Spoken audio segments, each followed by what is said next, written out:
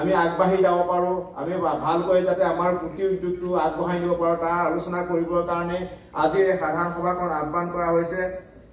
আৰু লগতে আমাৰ জিলা সংগঠনসমূহ, আমাৰ মহকুমা যিবিলাক সংগঠন আছে, এই সংগঠনসমূহ যিসকল সদস্য এতিয়াও আমাৰ এই সন্থাৰ অন্তৰ্ভুক্ত হোৱা নাই, সেই সদস্যসকলক কেনেকুৱা হেৰিয়াত আমি আনি আমাৰ মাজত অন্তৰ্ভুক্ত কৰি আমাৰ সংগঠনটি আৰু বলিষ্ঠ তথা আমি সবল কৰিব পাৰোঁ তাৰ কাৰণে আলোচনা কৰিবৰ কাৰণে সকলোৱে দিহা পৰামৰ্শ, সকলোৱে সহযোগিতা বিচাৰি আজি সভাখন আহ্বান কৰা হৈছে।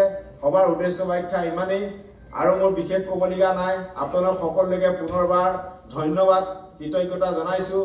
আৰু আমাৰ অভ্যৰ্থনা সমিতিয়েও যিখিনি কাম কাজ কৰিছে, যিখিনি আপোনালোকক আপ্যায়ন কৰিছে, বিভিন্ন ধৰণে ইয়াত কিবা ভুল ত্ৰুটি হৈ যাব পাৰে, সেইখিনি ভুল ত্ৰুটি আপোনালোকে নিজে মাৰ্জনা কৰি লগৰ এজন বুলি মাৰ্জনা কৰি যাতে আপোনালোকে সকলোৱে সহযোগিতাৰে আজি সভাখন শেষলৈকে আগবঢ়াই নিব তাৰ কাৰণে মই সকলোৰে ওচৰত অনুৰোধ জনাই মই আজি উদ্দেশ্য ব্যাখ্যা সমাপ্ত কৰিছোঁ। ধন্যবাদ।